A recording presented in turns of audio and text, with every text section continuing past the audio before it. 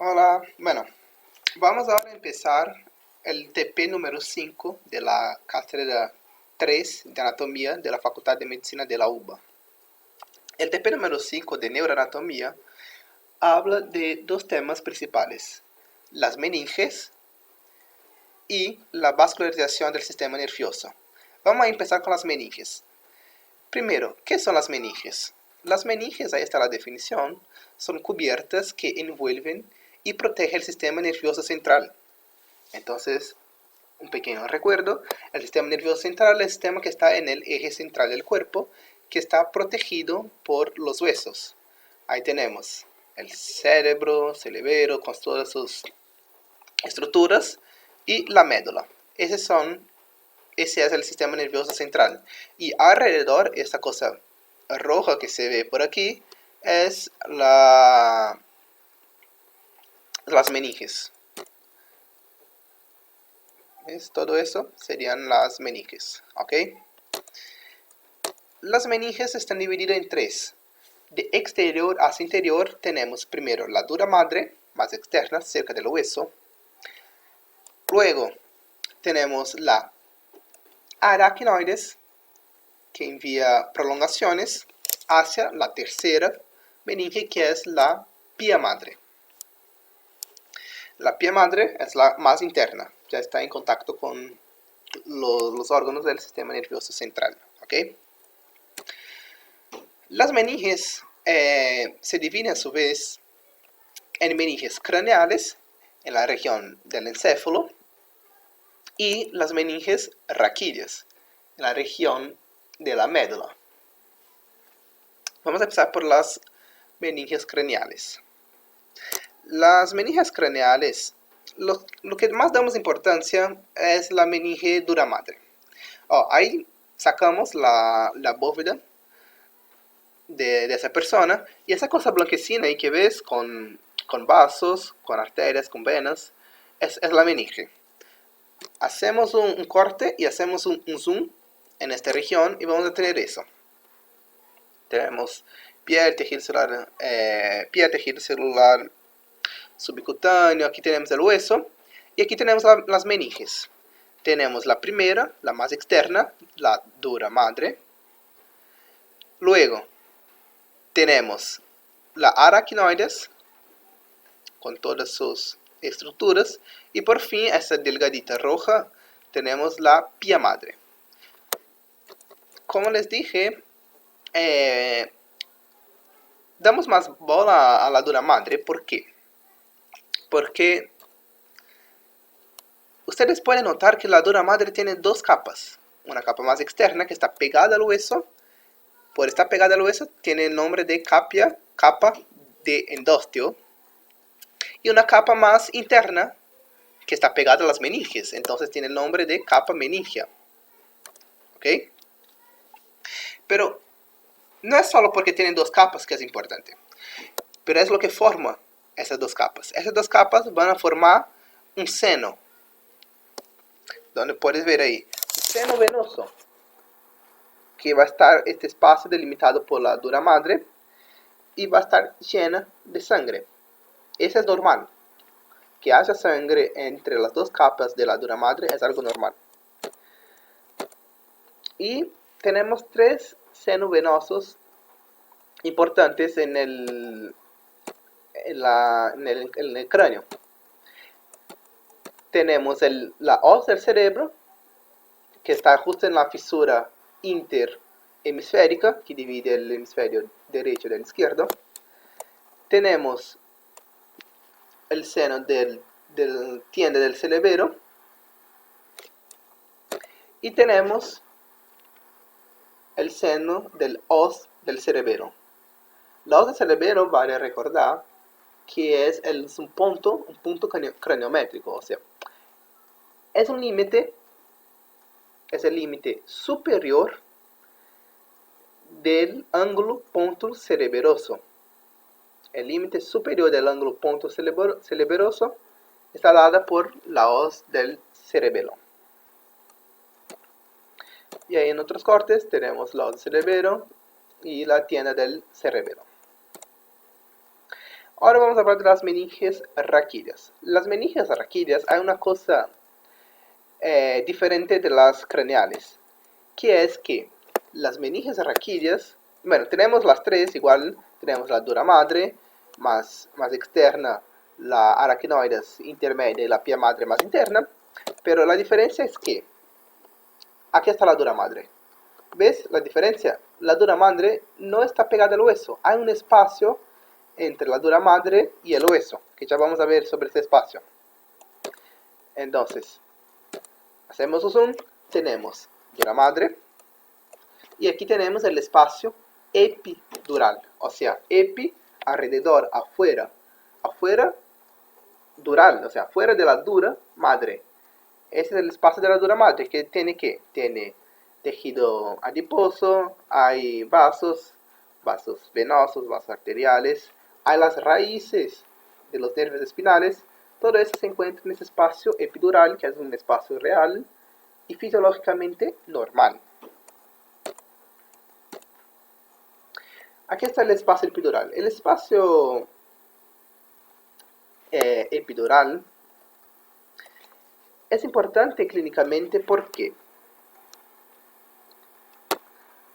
en este espacio es de donde podemos hacer una cosa llamada punción. ¿Para qué? Para sacar líquido cefalorraquídeo, para hacer un estudio de meningitis, por ejemplo, para saber si una persona tiene meningitis. ¿Cómo pasa eso? La persona se acuesta en posición fetal para que la curvatura de sus vértebras ayude para que entre la aguja desde posterior hacia anterior.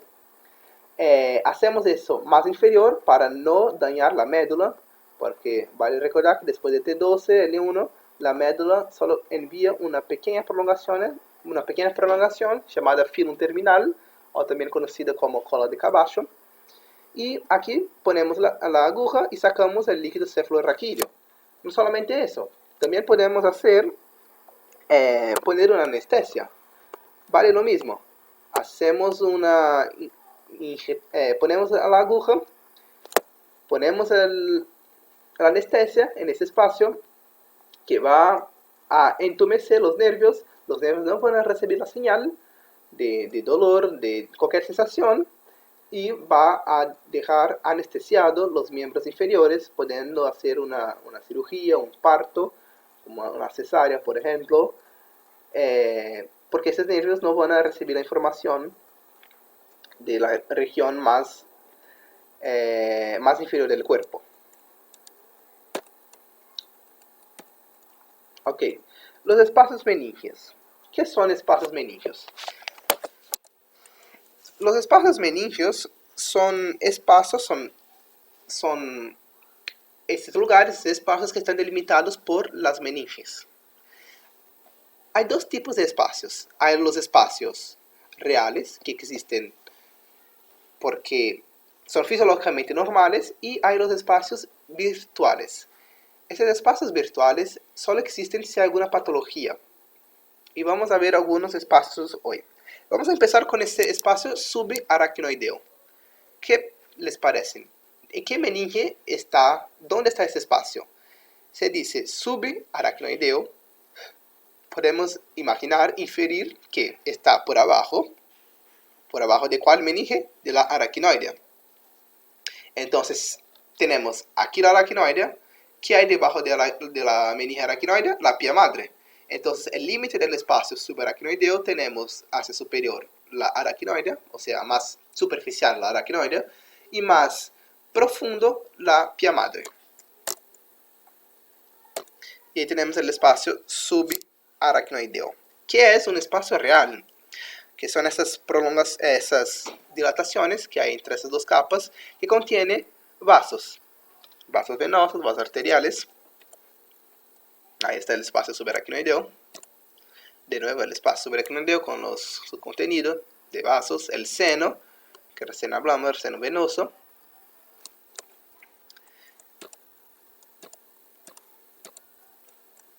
Y además también de los vasos, se encuentra en el espacio subaracnoideo líquido cefalorraquídeo. ¿Ok? En esos espacios existen puntos que se dilatan. Y esos puntos son llamados de cisternas. En el sistema nervioso central vamos a encontrar algunas cisternas que van a estar divididas en 5 grupos. La cisterna de la fosa posterior, las cisternas de la parte retrotalámica, las cisternas de la parte perimesencefálica y la cisterna supracelular. O sea, vamos a imaginar, la fosa posterior no ayuda mucho, pero retrotalámica, ¿dónde podemos encontrar esta fosa? O sea, retro por detrás, talámica, tálamo, hipotálamo. Podemos encontrar ahí en esa región, por detrás del tálamo. Perimesencefálica, peri alrededor. Mesencéfalo, mesencefálica, mesencéfalo. Podemos encontrar esa fosa alrededor del mesencéfalo. Supracelular, supra, superior, celular. Silla, silla, ¿qué hay silla? Silla turca, por arriba de la silla turca. Ahí donde podemos encontrar estas fosas. Hay un estudio ahí, esta resonancia, donde se ve el líquido cefalorraquídeo, color blanco, brilloso. Y aquí tenemos un grupo posterior. Tenemos la primera, que está cerca del bulbo. ¿Cómo podríamos llamar esta que está cerca del bulbo?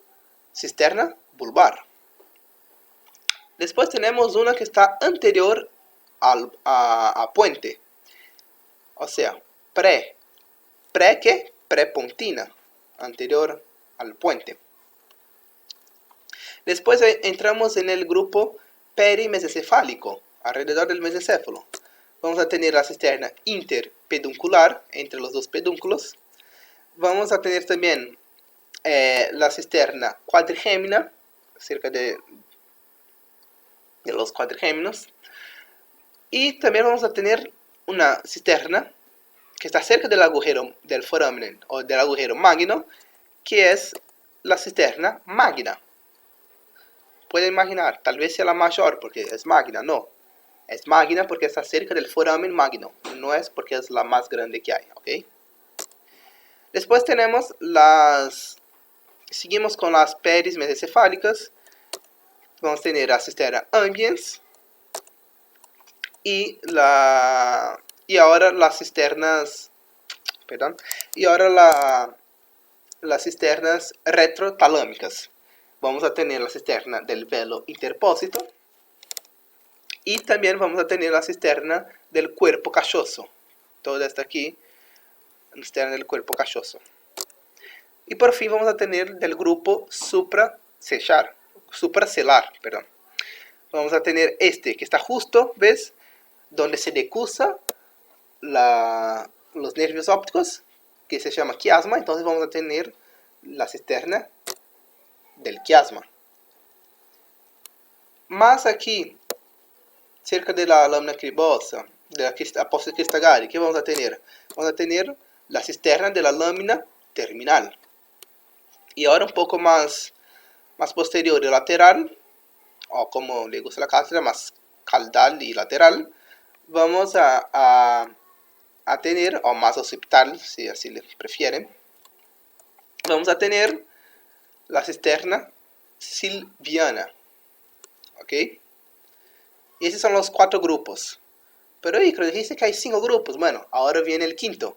El quinto grupo, bueno, es una cisterna solamente, pero es la más grande que hay en todo el cuerpo, que es la cisterna lumbar. ¿Ve? Todo que está en blanco es líquido cefalorraquídeo. Aquí tenemos la pulvar, la interpedicular, la prepontina, magna, del cuerpo cachoso. Y aquí tenemos la cisterna lumbar. Esa es la más grande que existe en el cuerpo. ¿Ok? Bueno, vamos a seguir con los espacios. Esos eran solamente los espacios subaracnoides, por abajo de la aracnoides. Ahora vamos a ver otros espacios. El espacio epidural, o sea, epidural que está alrededor, que está por fuera, dural de la dura madre. Vamos a ver los espacios que hay por fuera de la dura madre. Ahí en el espacio epidural hay una característica muy interesante, que es En la médula, a nivel de la médula, ese es un espacio real, o sea, fisiológicamente existe. Y aquí tenemos, mira, aquí está la dura madre. ¿Ves que hay un espacio entre el hueso y la dura madre? Existe un espacio epidural. Pero ya en el cráneo no puede existir. ¿Ves? No hay espacio entre la capa más exterior, la capa de endostio. No hay un espacio entre la dura madre y el cráneo. Si existe ese espacio, hay una patología conocida como hematoma epidural, o sea, por fuera de la dura madre, ¿ves? Por fuera, aquí está la dura madre, hematoma, un acúmulo de sangre por fuera de la dura madre, un hematoma epidural, ¿ok? Entonces, ¿cuál es la característica del espacio epidural? En la médula es real y en el cráneo es virtual. Y ahora vamos para otro que es solamente virtual, que es el espacio subdural. Subdural, de nuevo, por abajo de la dura, o sea, por abajo de la dura madre, vamos a tener ese espacio que es, ¿ves? Por abajo de la dura madre. No es entre la dura madre igual este seno, pero por abajo de la dura madre tampoco hay espacio. Y en ningún momento habrá, tampoco en la médula y ni en el cráneo. Y si existe un espacio, es algo patológico, es porque hay un hematoma subdural. Ahí les muestro de nuevo. ¿Ves? Si hay este espacio aquí, es porque por abajo de la dura madre es porque existe algo patológico, un hematoma subdural. Y ahí también tenemos una placa de un hematoma subdural, ¿ves? Porque es biconvexo, entonces esto es un diagnóstico de un hematoma subdural. Pero esto ahora no nos importa, es importante es conocer la anatomía. Vamos a hablar ahora de la irrigación de las meninges. Es algo muy sencillo. Básicamente es una arteria principal. Hay tres que también ayudan, pero una es principal y hay otras tres que auxilian, son más accesorias. La más importante es la arteria meningia media. La arteria meningia media nace de la arteria maxilar. Ella nace de la arteria maxilar en la altura de la fosa infratemporal. Entra en el cráneo por el agujero, por el foramen espinoso. Aquí tengo, no sé si se logra ver, pero entra en el cráneo por el foramen espinoso. Llega en el cerebro, dentro del cráneo, y va a dividirse en dos ramas. Una rama posterior y una rama anterior. Entonces, repasando, nace en la maxilar, se divide en la fosa infratemporal, entra por el agujero espinoso y se divide en dos ramas, una rama posterior y una rama anterior. ¿Ok? Eso ya hablamos. Y las otras arterias que también irrigan las meninges. Otra cosa también es importante decir. La arteria meningia media es la responsable por dejar estas impresiones en el cráneo, en la bóveda del cráneo, conocida como hoja de hiera. Porque el cráneo, aunque se parezca duro, es muy maleable y con el tiempo puede deformarse. Entonces la presión de la sangre hace esas deformaciones conocidas como hoja de hiera. Las otras arterias que irrigan a la meninge son la arteria meningia menor, que también sale de la maxilar. Tenemos la arteria meningia anterior, que sale de la arteria etimoidal. La arteria etimoidal sale de la oftálmica. La oftálmica sale de la carótida externa. ¿Okay? Y tenemos la meningia posterior, que sale de una rama de la faringe ascendente, y la faringe ascendente viene de la carótida interna. ¿Ok? Repasamos nuevamente. La arteria meningia menor viene de la maxilar, igual a la media. La arteria meningia anterior, ¿cómo empieza? Empieza en la carótida externa, que da una rama para la arteria oftálmica. La arteria oftálmica da una rama para la etimoidal anterior, y la etimoidal anterior da una arteria para meningia anterior. Ya la arteria meningia posterior, ¿cómo empieza? Por la carótida interna, que da una rama para la faringe ascendente, que da una rama para la meningia posterior. ¿Ok? Eso es todo de meninge. Solo eso que hay que saber de meninge y nada más. ¿Ok? Vascularización del sistema nervioso central. Terminamos la parte fácil y ahora viene la parte compleja. La parte rápida ya fue, meninges, súper tranquilo. Y ahora prepárate porque ahora sí viene la parte que es más larga, la parte que hay que tener más atención porque eso es lo que preguntan. Irrigación del sistema nervioso central. El sistema nervioso central está compuesto por dos sistemas. Un sistema carotídeo y un sistema vértebro-basilar. Vamos a empezar con el sistema carotídeo.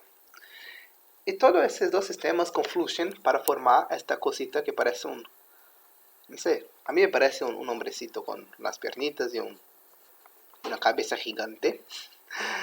Esta cosa es conocida como polígono de Willis. Aquí tenemos el sistema vértebro-basilar, la arteria basilar, las dos arterias vertebrales. Y aquí tenemos el sistema carotídeo. Tenemos las arterias comunicantes. Al final de este video, ustedes tendrán que conocer cada ramita de esta y qué significa cada ramita de esta. Las anastomosis que hacen, pero bueno, de a poquito, en partes. Aquí de nuevo, pero ahora en un cerebro, en un encéfalo, ¿cómo se ve todo? ¿Ves que abraza el mesencéfalo? El bulbo puente, ¿ves que está abrazado? Y aquí alrededor del quiasma, hacemos un zoom, alrededor del quiasma encontramos el polígono de Willis. ¿Ok? Vamos a ver cuál nervio es este. Vamos a ver todo esto. Tranquilos. Sistema carotídeo. Bueno, como el nombre indica, empieza en la carótida. ¿Ok? Tenemos la carótida común. Y esta carótida común a la altura de C4 va a dividirse en dos. En una carótida interna y una carótida externa. ¿Ves? C1, C2, C3, C4. Y ahí se divide una carótida interna que no da ramas en el cuello y una carótida externa que sí da rama al cuello, pero la externa no nos importa. Lo importante es la carótida interna, esa que vamos a estudiar. Esta carótida interna está subdividida en 4 porciones. C de carótida, entonces C1, C2, C3 y C4. Vamos a ver. Bueno, tenemos un arteriograma. Carótida común, seno carotídeo, carótida, ese que me parece que no da rama, carótida interna, y ese que da rama, carótida externa. A ver si estoy correcto. Carótida común, carótida interna, que no da ramas, carótida externa, que sí se ve las ramitas aquí. El seno carotídeo. ¿Ok? Bueno, seguimos por las porciones de la carótida, como había dicho. Tenemos la primera porción, C1, o sea, carótida 1. No es de C1 de vértebra, no. Olvídate las vértebras, es carótida 1. Porción cervical, esa porción cervical va a empezar a ir a la altura de la cuarta vértebra, justo después de la división. Después de la división de la carótida común empieza y va hasta el orificio del conducto carotídeo. Entre esos dos huesos. Entonces, la primera porción va desde la división hasta el orificio del conducto carotídeo. O sea, es simple. Orificio de la arteria que entra, el orificio del conducto carotídeo. No hay otra.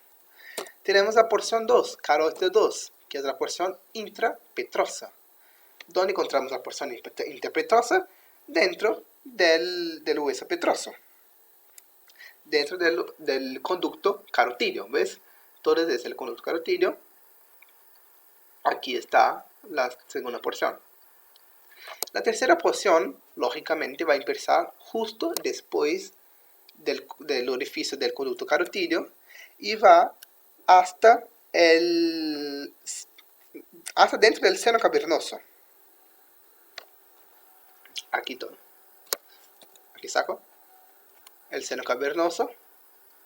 Y aquí está la porción 3, conocida como porción cavernosa. Se puede agregar también, o sea, aquí puede ser porción petrosa, porción cavernosa, puede ser porción intrapetrosa y porción intracavernosa.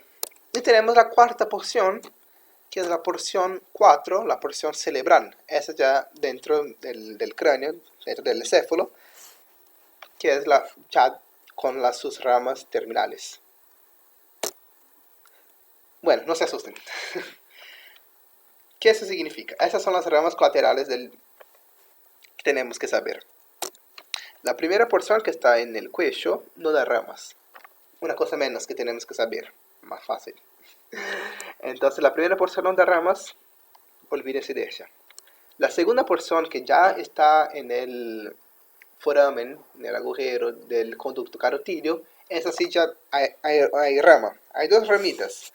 Una de la arteria carótido timpánica y la arteria vidiana. La arteria vidiana es una arteria re chiquita, la vamos a estudiar después.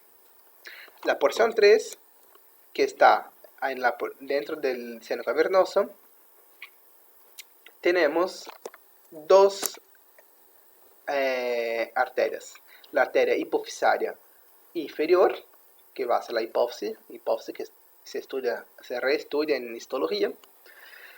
La arteria hipofisaria inferior y las ramas meningias. Las ramas meningias que recién hablamos, que hay ramas que vienen de la carosa interna.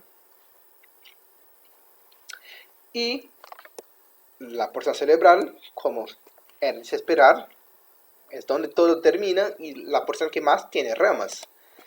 Vamos a tener la rama oftálmica, que va a entrar en el agujero óptico y va a formar la arteria central de la retina. Vamos a tener la porción superior de la hipofisaria, o sea, la arteria hipofisaria superior, la arteria comunicante posterior, vamos a estudiar esa arteria, y vamos a tener la arteria coroidea anterior, que va a irrigar el plexo coroideo del asta temporal, del ventrículo lateral, los pedúnculos cerebrales. Va a irrigar también el brazo corto de la cápsula interna y también va a irrigar la cola del núcleo caudado, el núcleo amigdaliano y el globo pálido. O sea, irriga un montón de cosas la arteria coroidea anterior. Aquí tenemos otro arteriograma. Ahí vemos la arteria carótida interna, sus cuatro porciones.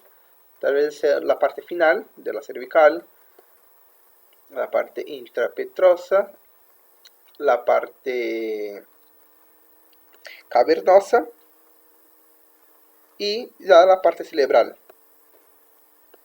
¿Ok?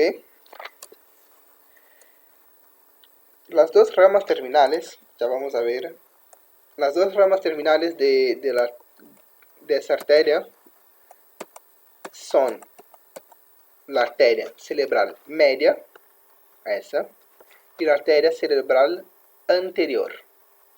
Ok, aquí están las porciones, como yo dije, porción cervical, intrapetrosa, cavernosa y cerebral, y sus dos ramas terminales, la cerebral media y la cerebral anterior. La posterior es una rama que ya hablamos.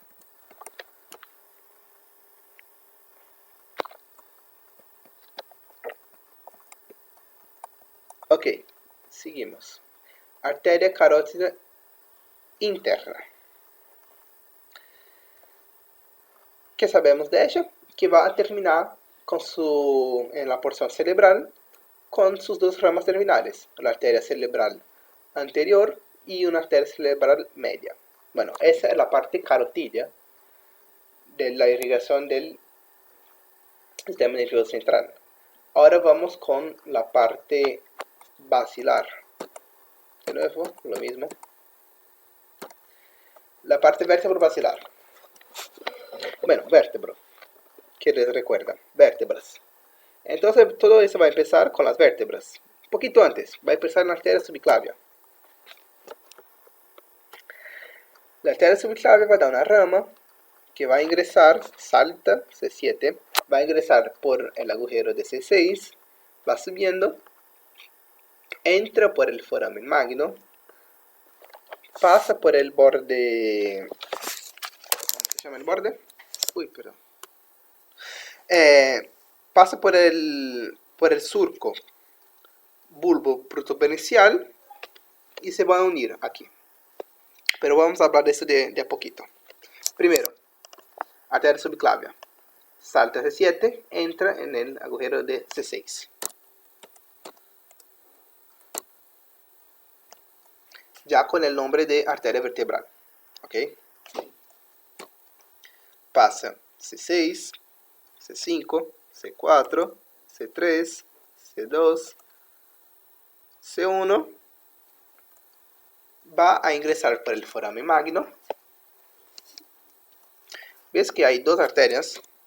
Hay una arteria, imagino que sea una arteria derecha y una arteria izquierda,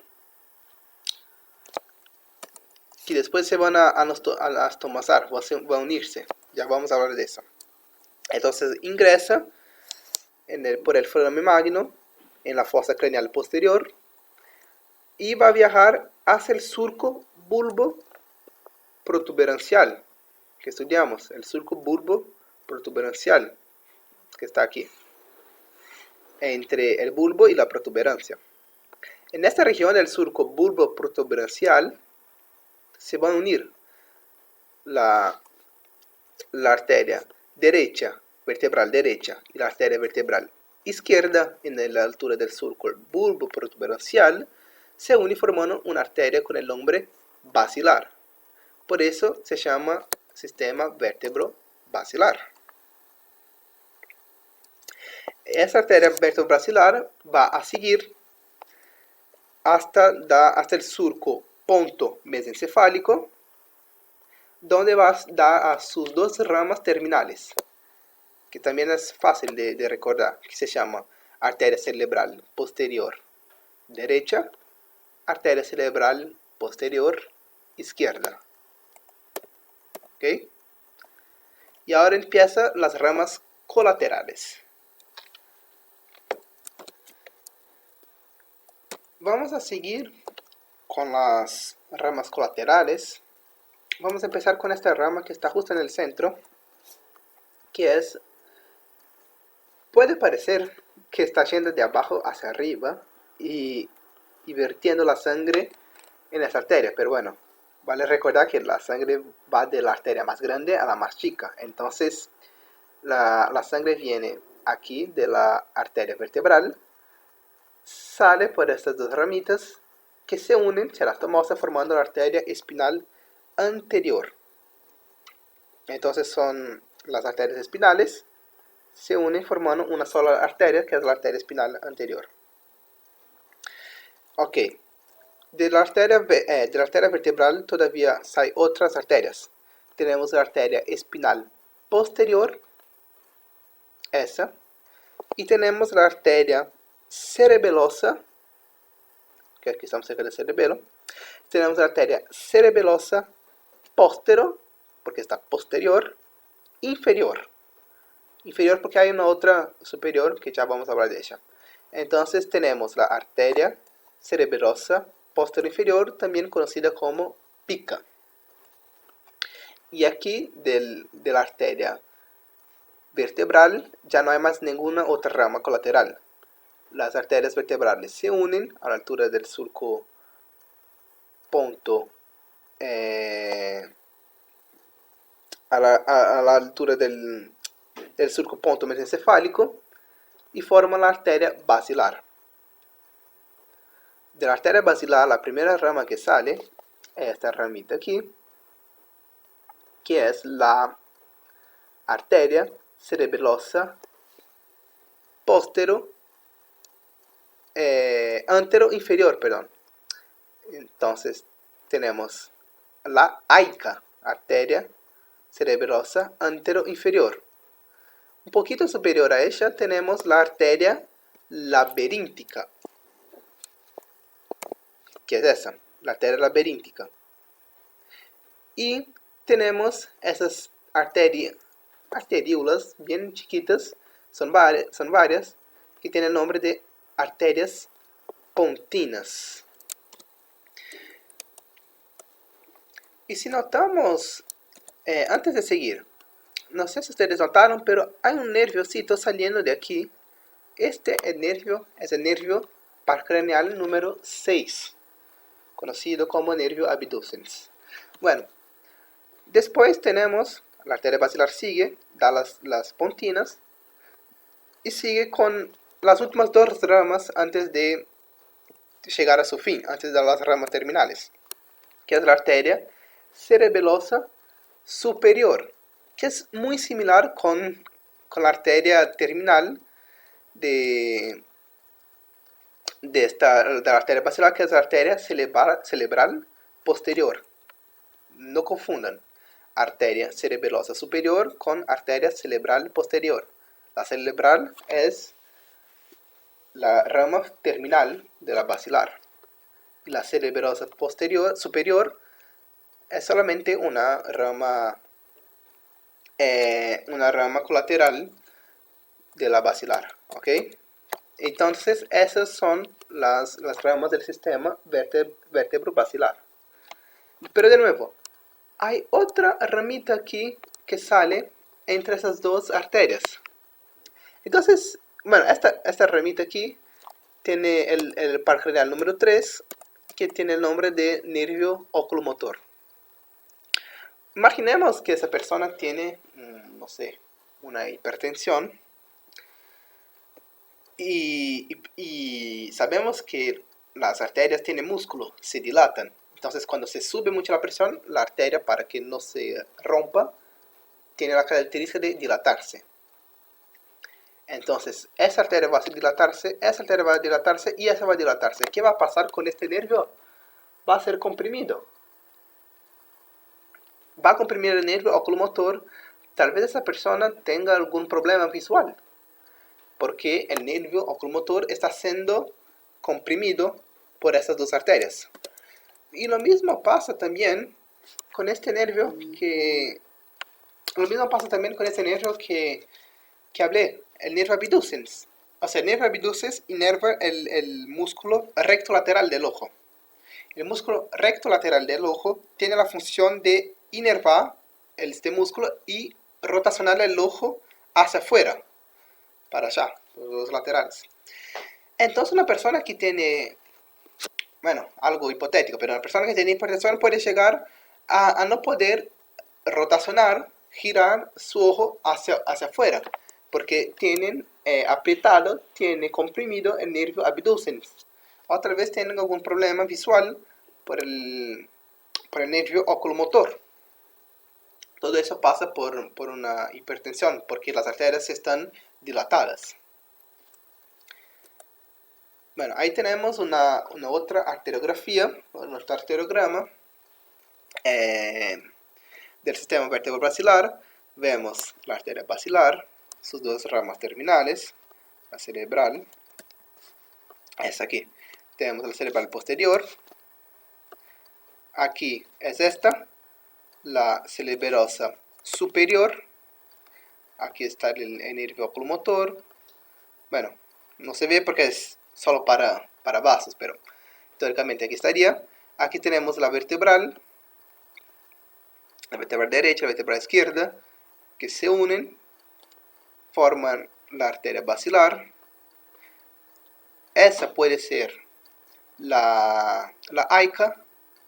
Esta aquí más gruesa puede ser la pica. ¿Qué más tenemos? Y sí, eso que podemos ver. Bueno, ahí tenemos la arteria vertebral derecha, arteria vertebral izquierda, la pica, la arteria basilar, la arteria cerebrosa superior, como yo dije, la arteria cerebrosa posteriores, esas son las terminales. Y vamos ahora a hablar polígono de Willis. Polígono de Willis es más o menos la función de los dos sistemas que hemos hablado, del sistema vertebro-basilar y del sistema carotídeo. La definición, según el libro, es una estructura vascular que se encuentra en la base del encéfalo. Aquí vemos el sistema basilar con sus ramas terminales, el sistema carotídeo con sus ramas terminales, las arterias comunicantes, la posterior, la anterior, las arterias pontinas. Vamos a hablar de cada una de ellas un poquito más en adelante. Bueno, empezamos la parte vertebro-basilar, ya hablamos. Vamos a enfocarnos ahora más en la parte del sistema carotídeo. Entonces tenemos la carótida interna, que da sus dos ramas terminales. La arteria cerebral media, que aquí en esta imagen no hay, pero sigue hacia adentro, la cerebral media, y la arteria cerebral anterior, que va aquí hacia arriba. La arteria cerebral anterior está unida de izquierda y derecha por una arteria llamada arteria comunicante anterior. Comunica el lado derecho e izquierdo. Y el sistema carotídeo está unido con el sistema vertebro-basilar por una arteria llamada de arteria comunicante posterior. Entonces, hay dos arterias comunicantes, una que comunica derecha e izquierda y otra comunica el sistema carotídeo anterior con el sistema vertebro-basilar posterior. Aquí tenemos la rama terminal del sistema vertebro-basilar, la cerebral posterior. Y aquí tenemos un preparado de la cátedra 2, que podemos ver el polígono de Willis, la arteria cerebral anterior, la arteria comunicante anterior, la arteria carotídea, la arteria comunicante posterior, la arteria basilar, la arteria cerebral posterior. Creo que es lo que podemos ver en esto. A ver, la carótida interna, la cerebral anterior, comunicante anterior, comunicante posterior, cerebral posterior y eso.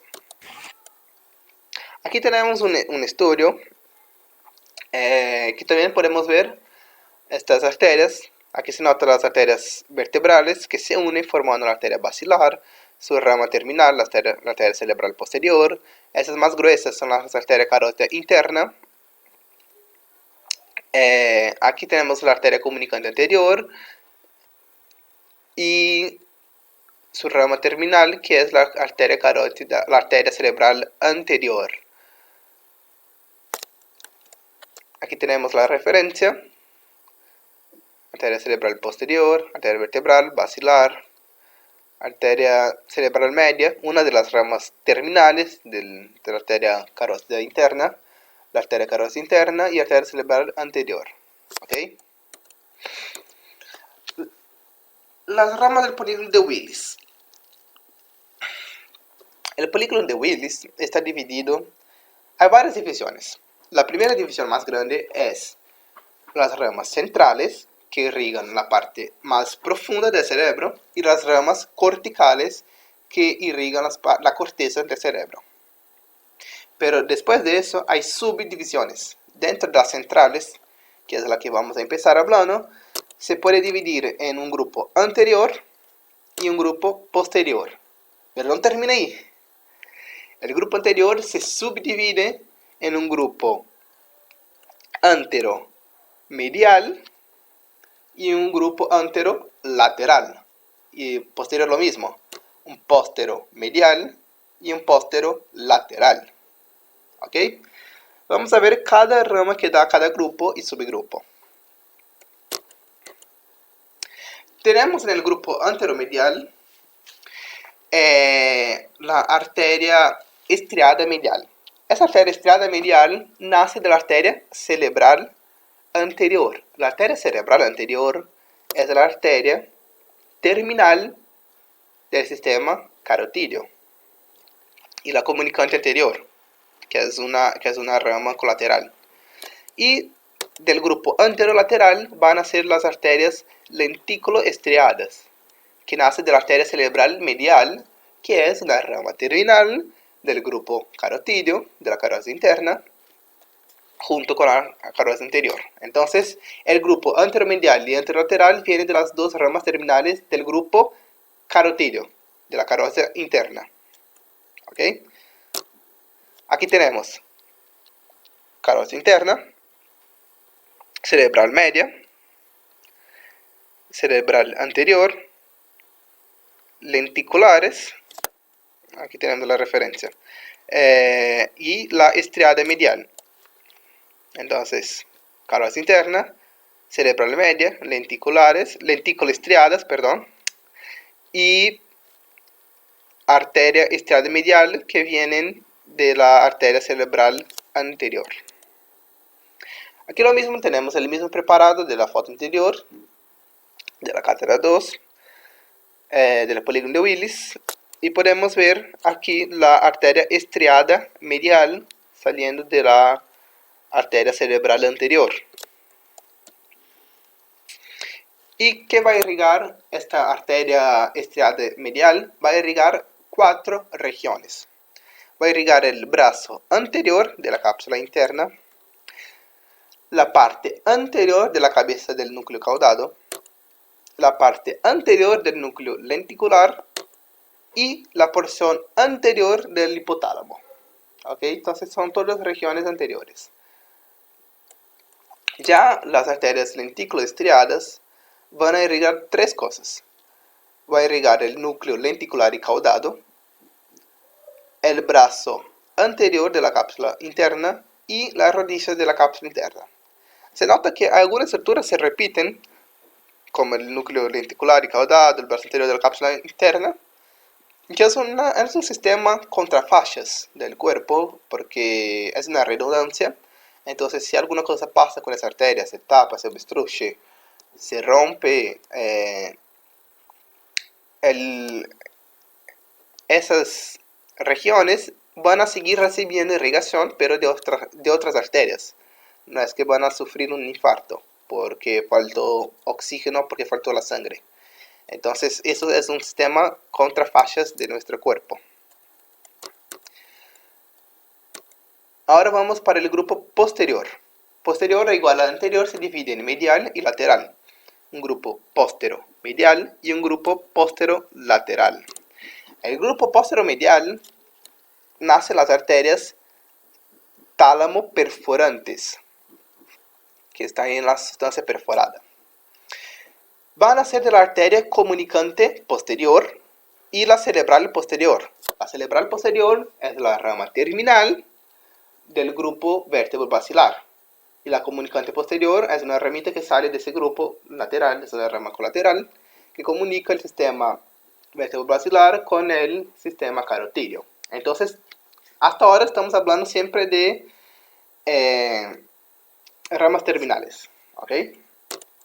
Y el sistema posterolateral va a dar 2 arterias.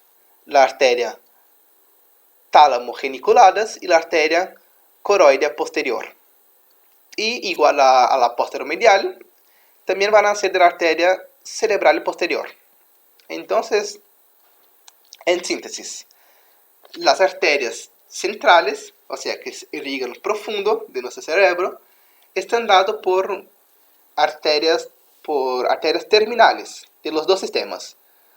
El grupo anterior por el sistema carotídeo, por la carotis interna, y el grupo posterior por el sistema vértebro-basilar. ¿Ok? El vértebro basilar solo tiene una rama terminal, que es la cerebral posterior. Y el sistema carotídeo tiene dos ramas terminales, que es la cerebral media y anterior. ¿Ok? Vamos a ver estas arterias. Tenemos aquí la arteria comunicante posterior, que es una ramita que sale. ¿Ves? Aquí la arteria carótida interna, hace la curva, ingresa en el cerebro, en la altura del infra...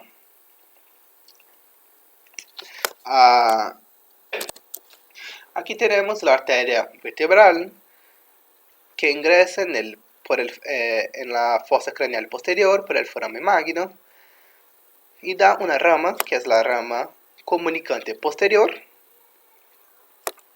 Aquí tenemos. Y de esta rama comunicante posterior también vemos la arteria cerebral posterior. ¿Ok? De la arteria comunicante posterior tenemos la arteria tálamo perforantes. Y de la cerebral posterior sale la arteria tálamo geniculadas. Además de eso, de la cerebral posterior también va a salir la arteria coroidea posterior. Y ahora con las ramas corticales. Ya hablamos de la irrigación de la parte más profunda del cerebro. Ahora vamos con la parte más superficial, en la corteza. En la corteza son tres las ramas que irrigan la corteza del cerebro. La rama cerebral anterior, ya hablamos de ella, la rama terminal del sistema carotídeo. Entonces aquí tenemos arteria cerebral anterior, que va a dar sus ramas. Y se nota aquí el cuerpo cachoso, se nota que este es un corte que se ve la cara medial del cerebro, ¿ok? Entonces aquí tenemos las ramas. La arteria cerebral anterior va a dar la rama orbitaria, va a dar una rama frontopolar, va a dar otra rama cachoso-marginal y la última rama es la rama pericachosa. Así que irriga la corteza, que está dada por la arteria cerebral anterior. Ya tenemos la arteria cerebral media, que también va a irrigar, pero ahora la parte lateral del cerebro. Se nota aquí la parte lateral del cerebro, y va a dar sus ramas. Una rama fronto-orbitaria, una rama temporal anterior, una rama temporal posterior, una rama pre-rolándica, una rama rolándica,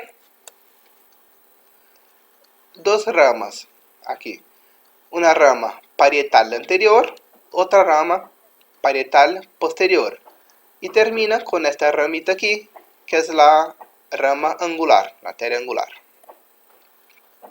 Entonces la arteria cerebral media irriga la cara lateral de la corteza. Y la última, entonces vale recordar nuevamente que arteria cerebral media, la rama terminal del sistema carotídeo. Arteria cerebral anterior, rama terminal del sistema carotídeo.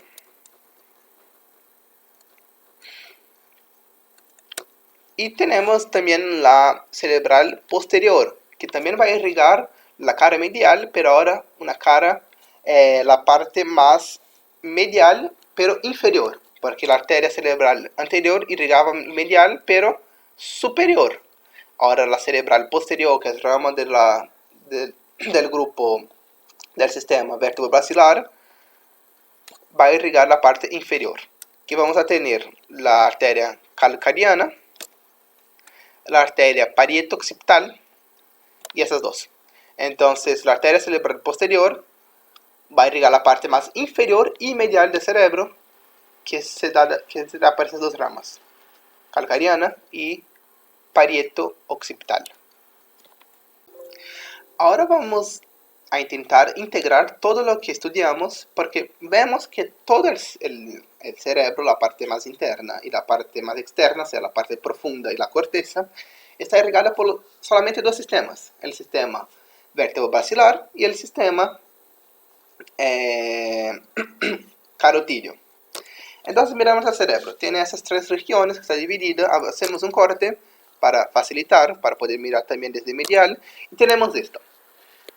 Tenemos una región medial superior, tenemos una región lateral, tenemos otra región medial inferior.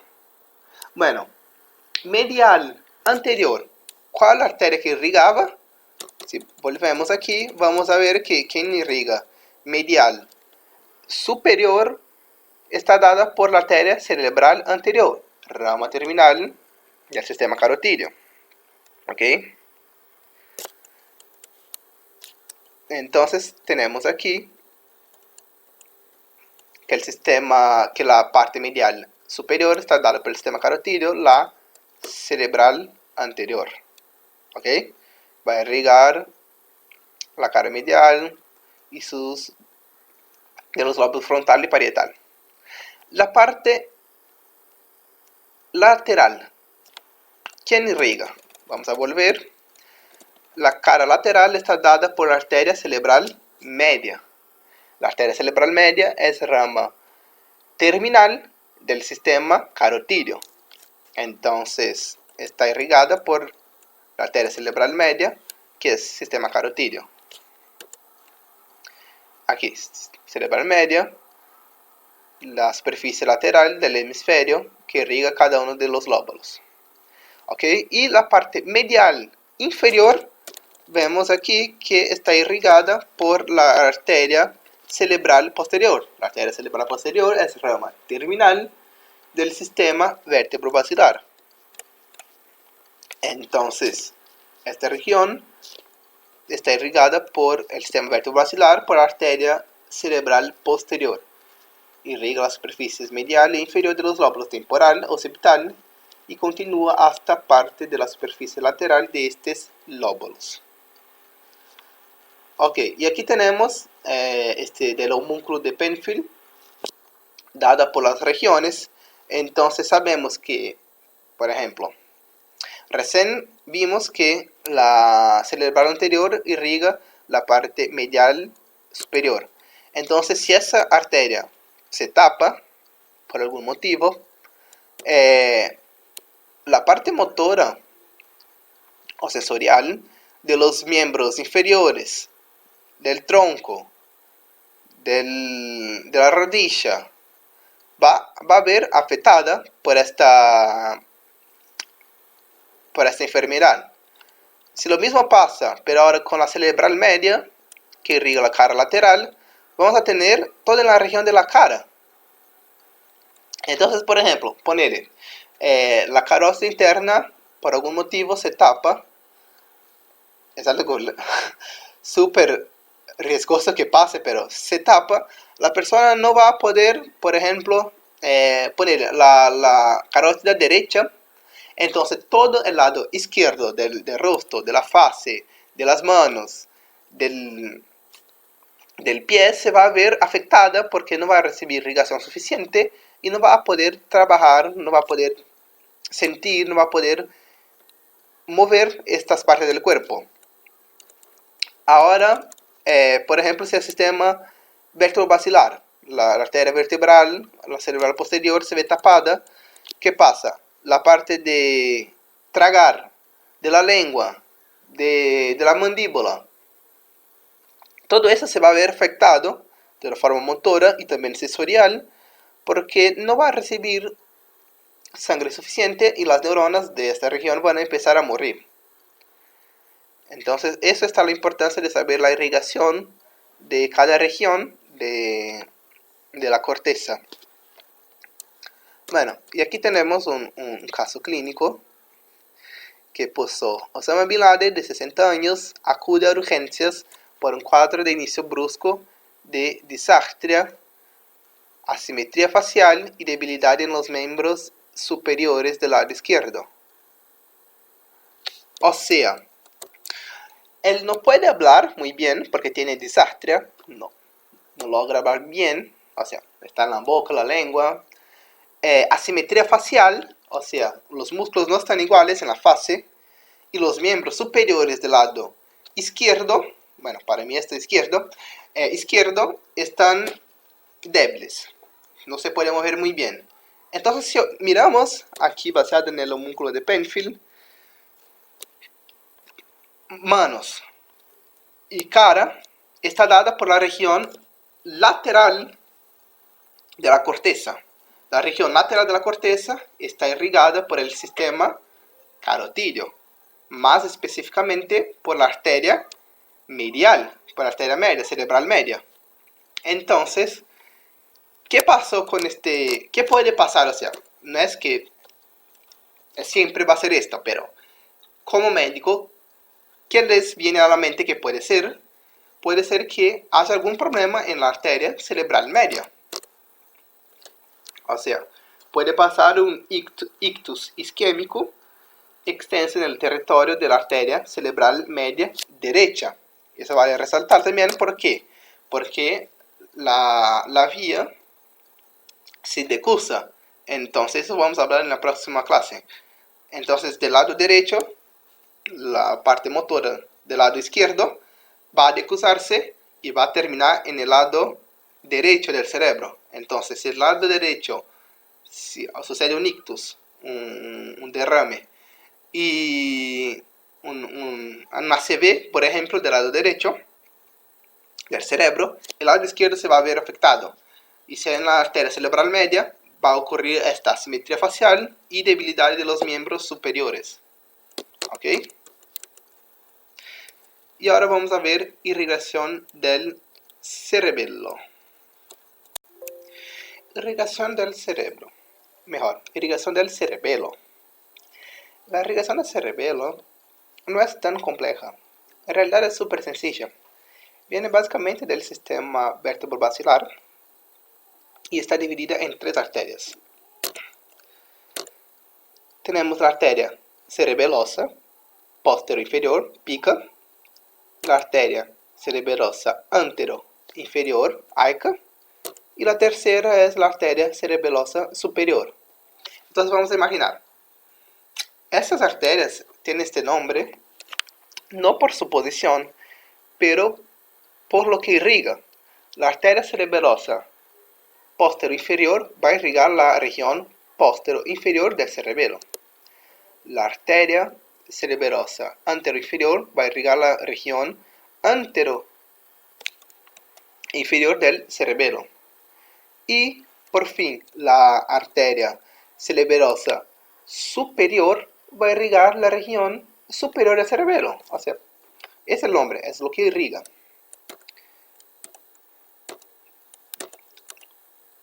Entonces miramos este dibujo esquemático. ¿Cuál es la arteria que irriga la región superior? La arteria cerebelosa superior.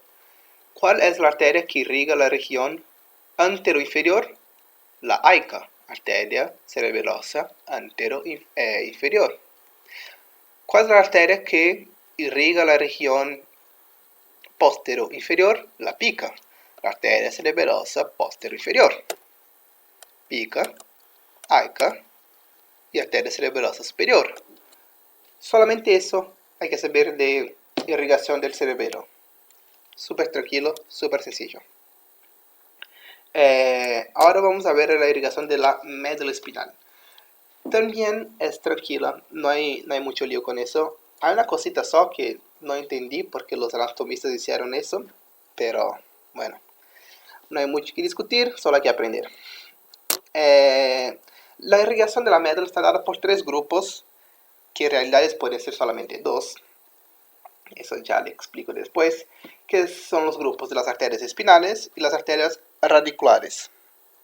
Y ahí subdividen la arteria radicular en una radicular magna, pero que está dentro del grupo radicular. O sea, son todas radiculares, pero porque la magna es la más grande y tiene mayor calibre, quieren poner especial como grupo de la radicular magna, pero está todo dentro del grupo de las radiculares. Entonces son 2 grupos.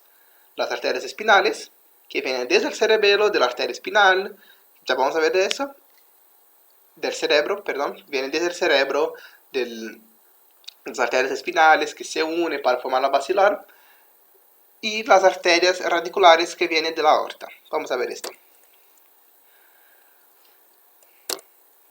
Aquí tenemos la arteria vertebral, izquierda y derecha, que se va a unir formando la arteria espinal anterior. Y aquí hay una ramacita que sale de cada arteria vertebral, que es la arteria espinal posterior. ¿Ok? Entonces tenemos la izquierda y la derecha. Entonces, ¿cómo pasa eso? Aquí tenemos, o sea, viene desde el cráneo, se une aquí por las arterias vertebrales y va bajando hasta llegar a la médula. Y va a irrigar la médula en la cara anterior, la arteria vertebral anterior, la arteria espinal anterior y las dos arterias, una del lado derecho y otra del lado izquierdo, la arteria espinal posterior. ¿Ok? Pero estas arterias son muy delgadas, no alcanza a llegar en toda la médula. Vale recordar que la médula es grande, o sea, es muchísimo, desde C1 hasta S3, L5, es un montón. Entonces, es una arteria que se va a segmentar al final, y entonces para irrigar toda la médula necesitamos un otro grupo que es conocido por los grupos de las radiculares, que viene directamente de la aorta. La aorta está ahí en la cara anterior de la médula, de las espinas, y da ramitas que va a irrigar la médula. Vamos a ver esto. Son los grupos de las radiculares, que son las intercostales posteriores y las arterias lumbares. O sea, todos vienen de la aorta, pero como cambian las arterias, porque primero vienen las torácicas y después las lumbares, cambia el nombre, pero es lo mismo para las dos. Y después la radicular magna, que les dije, pero está todo dentro de las radiculares. ¿Ok? Ahí les muestro ese dibujito. Tengo un otro que está mejor. En este dibujo podemos mirar, aquí tenemos la aorta, la porción descendente de la arteria torácica.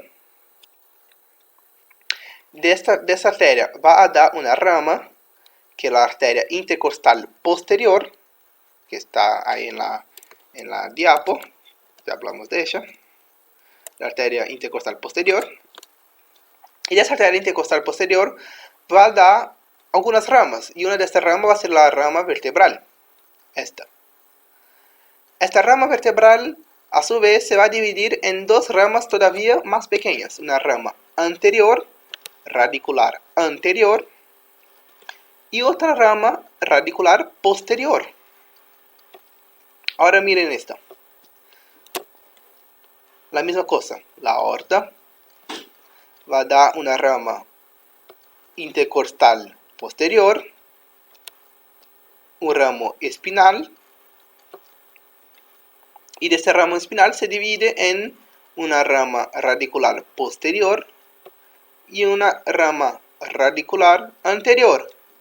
Y ves que aquí, cuando se une, acerca de la unión de la rama radicular anterior, aquí de esta vértebra T9 con la vértebra T8 que estaría aquí arriba, hay la arteria de Adam-Kiewicz.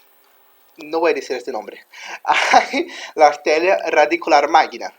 O sea, es la misma cosa en la radicular anterior, pero como tiene mayor calibre, es más gruesa, lleva más sangre, es la arteria más grande que irriga la médula, quisieron poner otro nombre y pusieron el nombre de arteria radicular magna.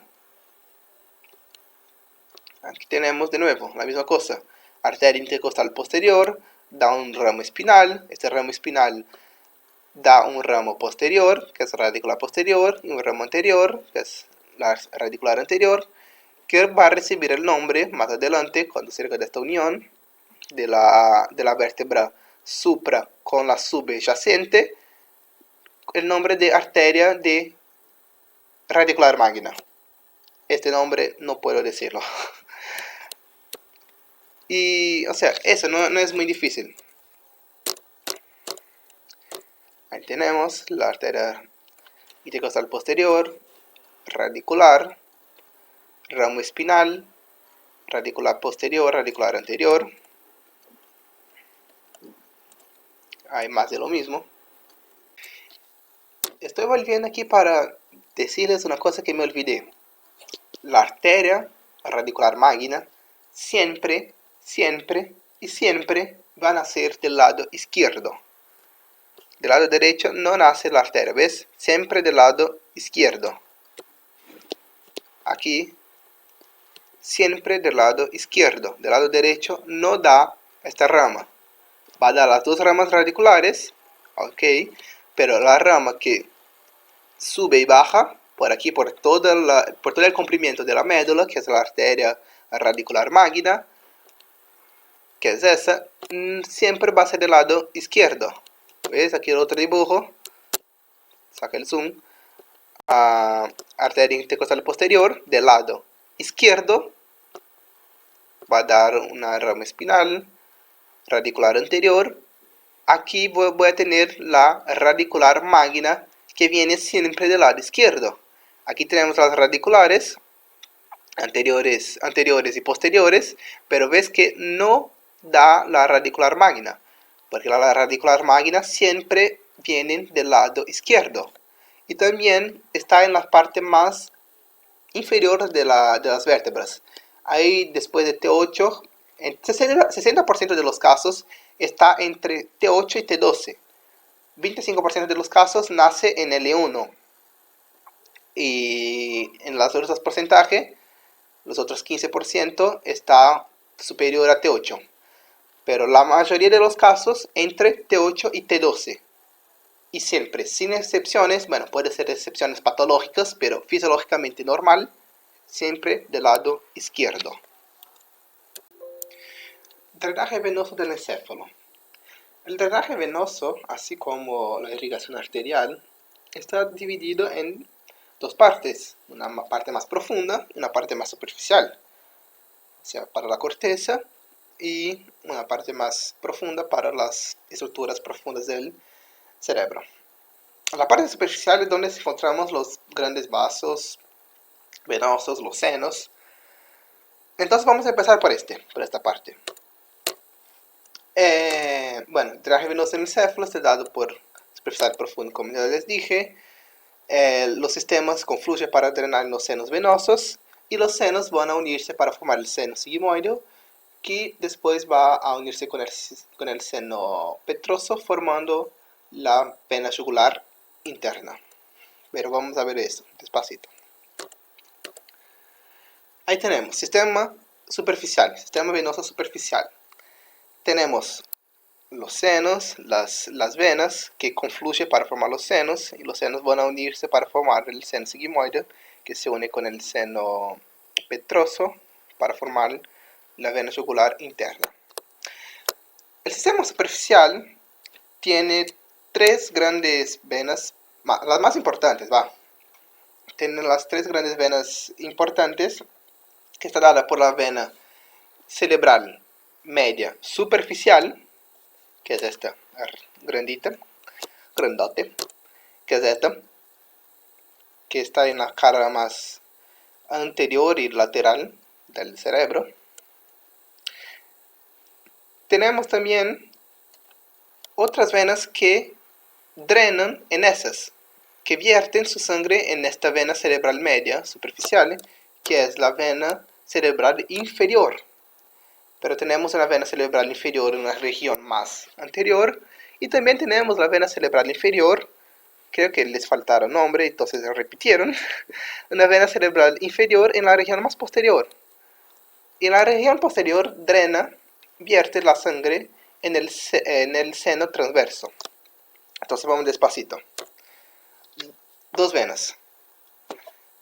Una vena media superficial, y tenemos las venas cerebrales inferiores. Las venas cerebrales inferiores van hacia la vena cerebral superficial o hacia el seno transverso, que ya vamos a hablar de seno en un ratito. Después tenemos a las inferiores, tenemos las superiores. Las venas cerebrales superiores son esas que van a entrenar en el seno sagital superior. Ese no hay ningún lío. Entonces es el seno sagital superior. Aquí tenemos las venas cerebrales superiores, pero en la región más occipital. Y también está drenando, está vertiendo la sangre en las venas, en el seno sagital superior. Entonces tenemos tres venas, las principales. La vena cerebral superficial, que ya vamos a hablar dónde vierte la sangre. Tenemos la vena cerebral inferior, que vierte la sangre en la vena cerebral media superficial. Y tenemos las venas cerebrales superiores, que vierte la sangre en el seno sagital superior. Ok, vena. Entonces vamos a agarrar la sangre que está aquí. La sangre que está aquí tiene dos opciones. O sube por la vena cerebral superior, va por todo el seno sagital superior, hasta llegar aquí en la confluencia de los senos, que ya vamos a hablar de eso. Pero nos detenemos aquí, en la confluencia de los senos. O puede ir hacia abajo, por la vena cerebral inferior, que va a drenar en la vena cerebral media superficial. La vena cerebral media superficial, esa solo puede drenar en dos senos, o en el seno sagital superior, o en el seno transverso. Pero esta vena está lejos de esos dos senos. Entonces, ¿cómo hace para llegar en esos dos senos? Toma una ruta, toma un atajo, que son estas venas anastomótica superior, o de trolar, o sea, hace una ruta para llegar en el seno sagital superior. O puede usar la vena anastomótica inferior, o de la B, para llegar hasta el seno transverso. Vamos despacito. Tenemos tres grandes venas principales. Tenemos la vena cerebral inferior y la vena cerebral superior. ¿Ok? La vena superior vierte la sangre en el seno sagital superior. Tranquilo. La vena cerebral inferior drena la sangre en la vena cerebral media superficial, o en el seno sagital, perdón, o en el seno, ay, me perdí el nombre, o, o en el seno occipital. Occipital no, perdón, en el seno transverso. Entonces tenemos estas tres venas. ¿Ok? La vena cerebral media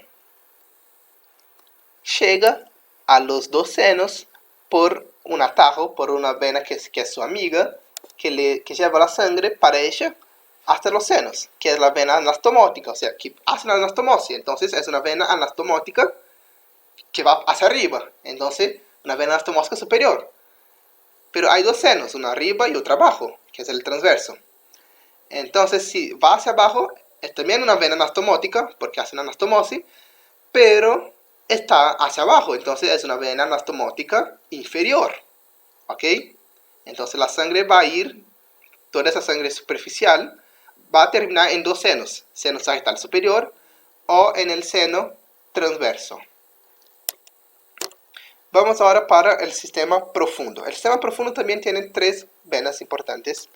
Hay más, pero las tres son más importantes. Hay otras pequeñas, pero las más importantes son tres.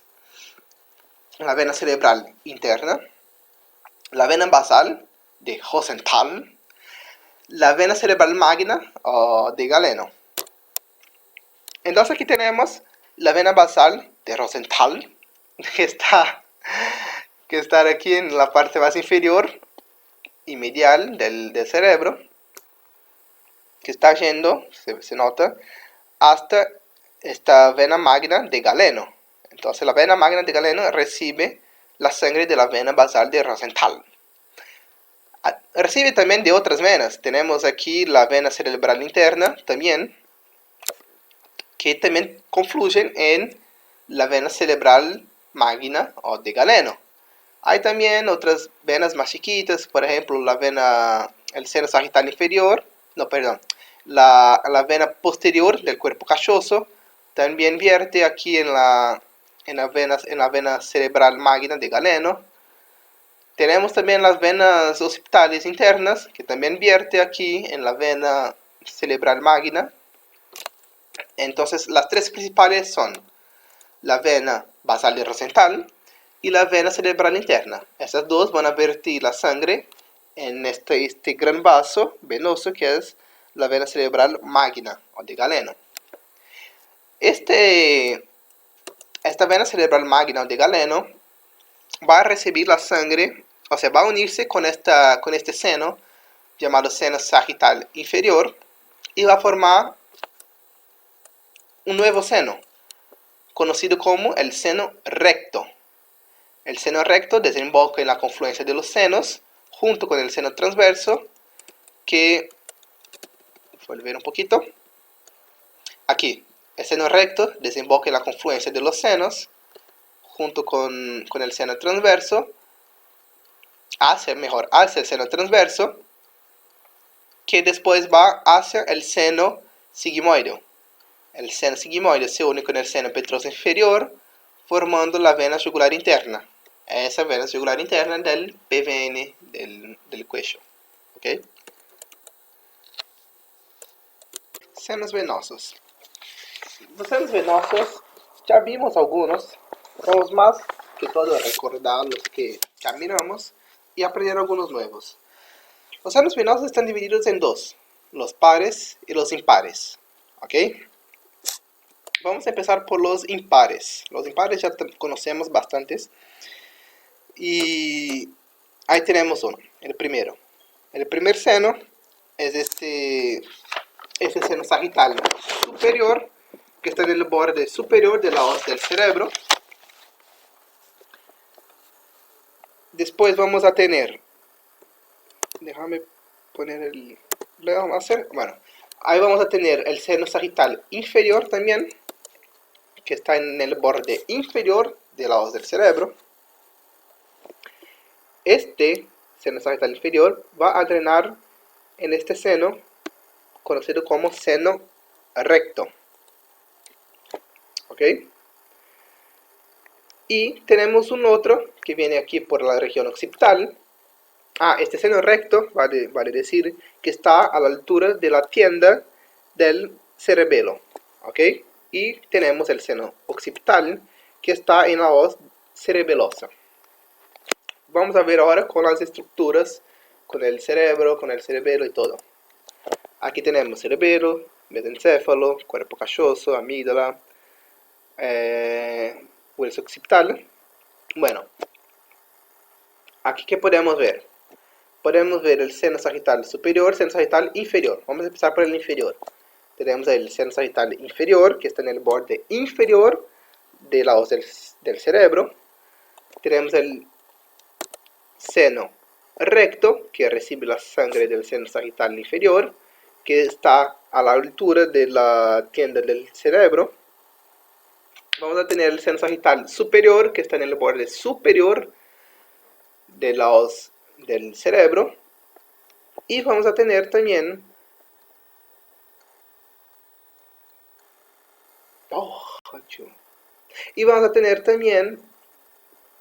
el seno occipital, que está a la altura de la hoz cerebelosa. Todos esos senos se puede notar que van hacia un lugar conocido como la confluencia de los senos. Esta confluencia de los senos va a seguir yendo para el seno transverso, que se va a unir con el seno petroso inferior, formando la vena jugular interna. ¿Ok? Vamos a ver eso en un ratito ya. Ahora los senos pares. Los senos pares, vamos a tener un seno que está aquí, en el borde posterior de las alas menores de los huesos esfenoides, que tiene el nombre de seno esfenoparietal. Ese seno esfenoparietal va a drenar en este seno cavernoso que está a los lados lateral de la silla turca. Pero este seno cavernoso también recibe sangre de un otro seno que se llama seno intracavernoso, anterior y posterior, que está superior a la silla turca y también drena en el seno cavernoso. El seno cavernoso, por su vez, va a tener dos destinos. Puede drenar en dos senos distintos. Puede drenar en el seno petroso superior, que va a unirse con el seno sigmoide más adelante, o puede drenar en el seno petroso inferior. ¿Ok? Entonces vamos a recordar el recorrido. Tenemos el seno esfenoparietal, que drena en el seno cavernoso. El seno cavernoso también recibe sangre del seno intracavernoso anterior y posterior. Este seno cavernoso drena en el seno petroso superior, que va hasta el seno sigmoide.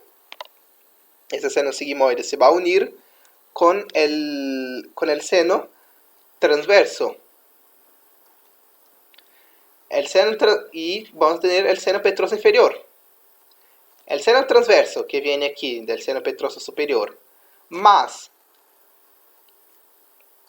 el seno petroso inferior, va a formar la vena yugular interna. Vamos a ver esto. Aquí tenemos seno petroso superior, que drena en el seno sigmoide, que después va a drenar, que recibe la sangre del transverso. Entonces aquí tenemos seno petroso superior, seno transverso, va a llegar al seno sigmoide, que se va a unir con el seno petroso inferior y va a formar la vena yugular interna. ¿Ok? Vamos a ver la otra imagen. Aquí tenemos mejor. ¿Ves? Entonces aquí tenemos el seno transverso, que va a drenar en el seno sigmoide.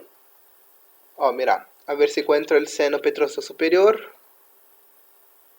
Aquí está. El seno petroso superior, que va a vertir su sangre aquí en el seno sigmoide, justo en el encuentro del transverso con el sigmoide. Entonces va a vertir aquí su sangre del seno sigmoide, que se va a unir con el seno petroso inferior, formando la vena yugular interna. Este seno transverso recibe toda la sangre de las venas de los senos impares, que ya estudiamos. ¿Ok? La sagital superior, sagital inferior, el seno recto, todo esto, seno transverso, están todos recibiendo aquí por el seno transverso, que va hasta el seno sigmoide. La vena yugular interna va hacia la vena subclavia izquierda o derecha, bueno, depende de la posición, pero la vena yugular interna va hasta la vena subclavia,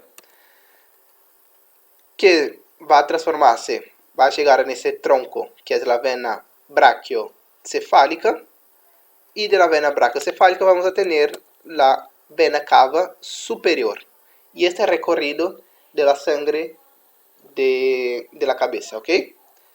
Más específicamente del sistema nervioso central.